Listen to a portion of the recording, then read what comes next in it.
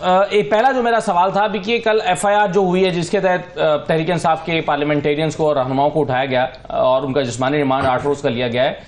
इस एफआईआर में, इस तरह की एफआईआर में जिसमें कि मुसल्ला थे तहरीक इंसाफ के लोग और इन्होंने पुलिस एहलकारों के साथ लड़ाई झगड़ा भी किया, उलझे भी, किसी को मारा पीटा भी और किसी से उनका असलाह भी छीना, उनकी किट भी छीन ली, तो इसमें 8 रोज का जिस्मानी रिमांड ही होता है या ये कोई हैरान कौन चीज है?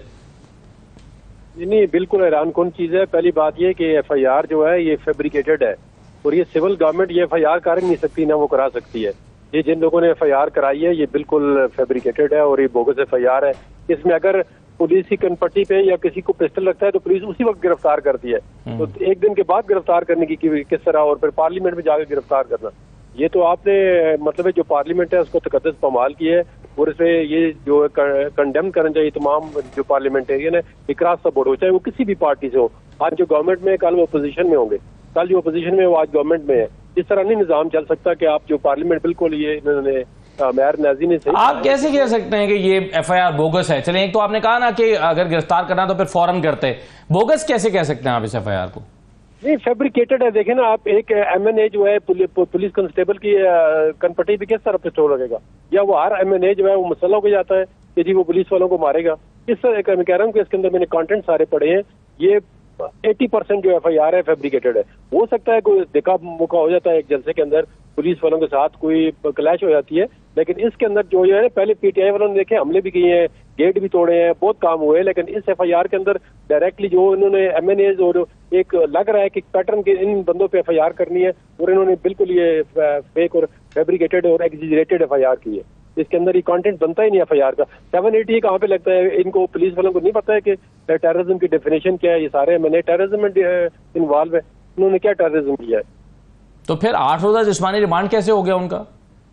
इसलिए वो इन्होंने गलत एफआईआर की, तो जज को रिमांड नहीं देना चाहिए था। ये पुलिस की नहीं, तो कोर्ट की गलती है कि उसको रिमांड नहीं देना चाहिए। किस लिए उनको फिजिकल कस्टडी में दे रहे हैं? कि मैंने कोई या एक शेब शाइन देखें कि पूरे प्रोफेशन का जो लॉयर्स का प्रोफेशन है उस पर उन्होंने हमला किया है। उसको चैम्बर के उसका वर्किंग, वो जब चैम्बर में किसी वकील को, किसी क्लाइंट को आप गिरफ्तार नहीं कर सकते वकील के चैम्बर से, और उसको आ गया उसके चैम्बर से गिरफ्तार किया है। इन्होंने एक पार्लियामेंट पे हमला किया है और एक लीगल प्रोफेशन, दोनों पे इन्होंने हमला किया है। जदून साहब ये बताएं कि अब ये 224 का नंबर पूरा होता है या नहीं होता, ये तो अलग बात है, लेकिन फर्ज कीजिए हो जाता तो सेनेट नामुकम्मल है, नामुकम्मल सेनेट जो है वो आईनी तरमीम ला सकती है कानूनी तौर पर?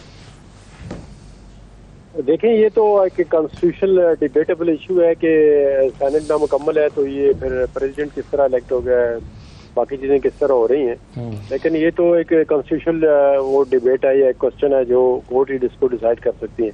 अपैरेंटली एक प्रॉमिस की जो है वो जो फेडरेशन पूरी नहीं है, एक प्रॉमिस की नुमाइंदगी नहीं है। मैं थोड़ा सा तकरीर का जरूर कहूँगा कि जो अमीन गंडापुर ने लैंग्वेज इस्तेमाल की है, ये किसी पार्लिमानी जो है नहीं लगता था कि कोई सूबे का चीफ एग्जीक्यूटिव है और वो ऐसी लैंग्वेज इस्तेमाल करे, तो उसको थोड़ा सा ना ये मतलब एक गंडासा टाइप जो है वो तकरीर नहीं करनी चाहिए थी। अगर आप बाकी भी पॉलिटिकल के लोगों ने तकरीरें की हैं तो एक पैरामीटर होते हैं कि आप एक सोसाइटी के अंदर रह रहे होते हैं, अगर किसी खवातीन को आपने को क्रिटिसाइज करना है तो उसका भी एक तरीका होता है। जदून साहब ये कहना, ये जवाब आपके ख्याल में दुरुस्त है जो मैंने सब कह रहे हैं कि जी 5 बिल चल के आए थे, उनको बहुत परेशानी का सामना करना पड़ा, चूंकि उनके रास्ते रोके गए, उन्होंने सारा गुस्सा आगे अपनी तकरीर में निकाल दिया और फिर जलसे का माहौल ऐसा था कि जुबान फिसल ही जाती है इतना मजमा देख के? नहीं, ये जुबान नहीं फिसल जाती, वो हमेशा इस तरह ही करते हैं। अब देखे ना, वो शहद की बोतलें भी उनसे बरामद होती हैं, तो उनको थोड़ा सा, वो सूबे के चीफ एग्जीक्यूटिव है, अगर वो ऑर्डिनरी बंदा होता ना तो वो कोई ट्रक के ड्राइवर नहीं है खड़े होकर तकरीर कर रहे हैं, वो सूबे का चीफ एग्जीक्यूटिव है। उसको जो है अपनी तकरीर के अंदर जो जबान होती है वो सही इस्तेमाल करें, क्योंकि पूरी दुनिया सुन रही होती है। आप देखें ना कि आप बंदे की परसेप्शन लेते हैं कि जो तकरीर करता है, ये अब मेयर नाजी बात कर रहे हैं तो हर एक टीवी पे सुन रहा है, उसको पता है किस तरह ये मतलब है अपने आप को कंट्रोल करके चीजें बात कर रहे हैं, हम सारे बात कर रहे हैं, तो इसका एक तरीकाकार होता है। तो इस तरह नहीं है कि आप पूरी दुनिया के सामने ऐसी लैंग्वेज इस्तेमाल करें कि जी आप किसी को बताना चाहें कि मैं बड़ा अग्रेसिव हूँ और मुझे लोग पसंद करते हैं। देखें, वही अलग बात। अब इनके अंदर ये एक बहुत बड़ी बात आ गई कि जितनी आप अग्रेसिव बात करेंगे, जितनी दूसरों को गालियां देंगे तो आपको लोग पसंद करेंगे, लेकिन इस तरह नहीं है।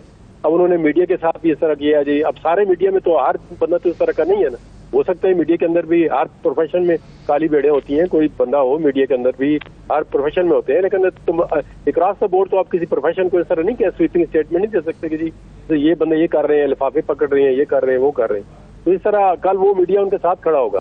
आप अपोजिशन के साथ तो ज्यादा मीडिया है, पीटीआई के साथ तो ज्यादा मीडिया खड़ा होता है।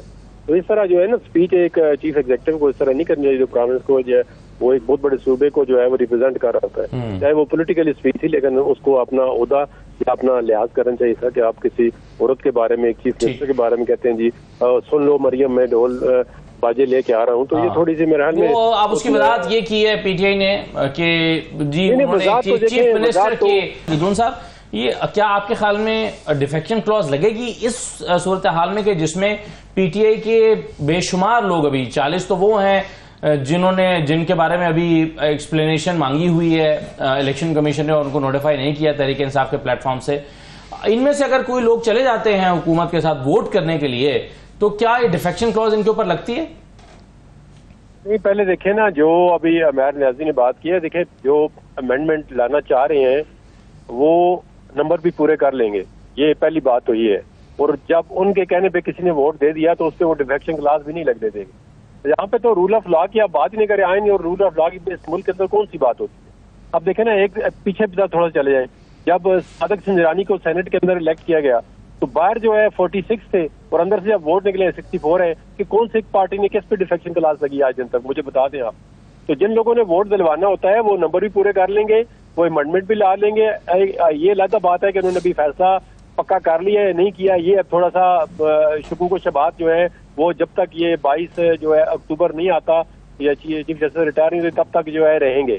तो ये जब उन्होंने एक अमेंडमेंट लानी है, जो अमेंडमेंट लाते हैं, और इनके प्राइम मिनिस्टर ने जो अभी जेल में है टीवी पे आके कहा है कि हमारे बंदे तो नहीं पूरे होते, हम तो उनसे रिक्वेस्ट करते थे कि बंदे ले आओ, तो अभी भी वो अपने काम उसी तरह कर रहे हैं, वो अपने तो ये बताइए जदून साहब के काजी फैसल साहब के ऑफिस से सेक्रेटरी साहब की तरफ से जो वजाहत जारी की गई है कि मिस रिपोर्ट हुआ सहाफियों को, उन्होंने ये नहीं कहा था कि अगर पहले तो ये रिपोर्ट हुआ जर्नलिस्ट की तरफ से, कुछ रिपोर्टर्स की तरफ से उन्होंने कहा कि जी काजी साहब कह रहे हैं कि अगर आपने मुद्दत बढ़ानी है तो किसी और की बढ़ाइए, मेरे लिए मत बढ़ाइए, मैं नहीं लूंगा। लेकिन बाद में कहा जी मैंने ये नहीं कहा, चीफ जस्टिस साहब ने कहा है कि अगर आप सबकी बढ़ाएंगे तो ठीक है, मेरे अकेले के लिए मत बढ़ाएं। ये वजाहत हुई है, आप इसको कैसे देख रहे हैं, ये क्यों करना पड़ी होगी ऑफिस को वजाहत? ये देखें, ये तो जिन जर्नलिस्ट के सामने उन्होंने बयान दिया है तो वो बेहतर पोजीशन में है, वो 5-6 बंदे हैं साथ हैं, तो वो उसके साथ उस दिन मैं जरा दूर था, वो खड़े थे, उनसे बातचीत बड़ी खुले डुले माहौल में चीफ साहब कर रहे थे।